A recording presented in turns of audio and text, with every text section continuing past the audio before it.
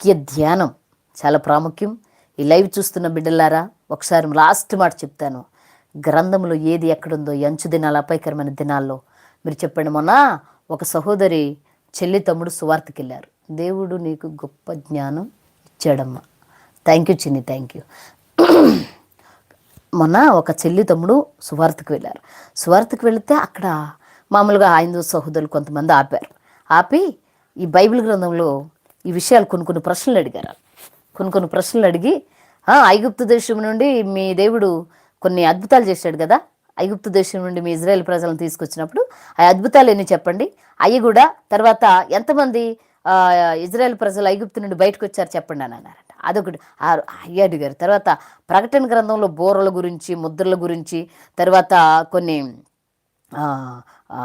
ఆ దేవదూతల పాత్రల గురించి, 7 పాత్రల గురించి, 7 బోరల గురించి, 7 ముద్రల గురించి ఎక్కడి నుంచి ఎక్కడ ఉంటుందని అడిగారంట. అడిగితే నాకు ఫోన్ చేసి అడిగారు వాళ్ళు. తర్వాత 7 సంఘాల గురించి అడిగారంట. వాళ్ళు లోతైన అడుగుతూ ఉంటారు వాళ్ళు. వీళ్ళకి క్రైస్తవులు నాడి తెలుసు కదండి కొంతమందికి. ఈ విషయాలన్నీ అడిగితే నాకు ఫోన్ చేసి నాకు ఫోన్ చేశారు. అక్కడున్న నాకు ఫోన్ చేస్తే నేను చెప్పుకొచ్చానమ్మా ఇది పరిస్థితి అని చెప్తే అప్పుడు ఎక్స్ప్లెయిన్ చేశారు. ఐగుప్తు దేశం నుండి ఇశ్రాయేలు ప్రజలు బయటకు తీసుకొచ్చినప్పుడు 14 అద్భుతాలు చేశారు కదా.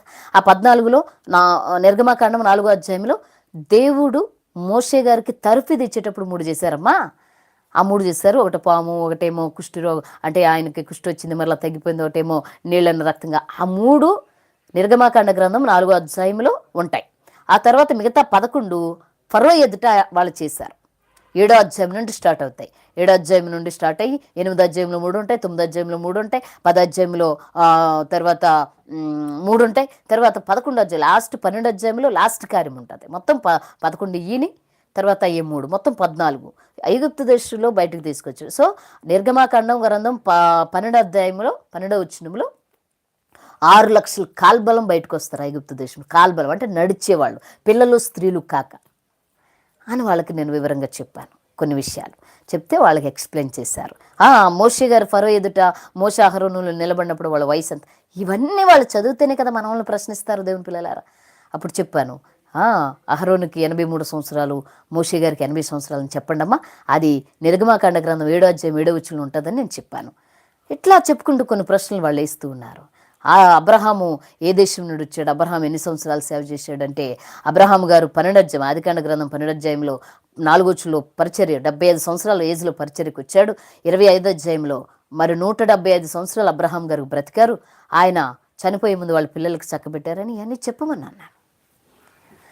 ఇవన్నీ చూడకుండా మనం నేర్చుకునే వాక్య ధ్యానం. వాక్యం మీద పట్టుండాలి.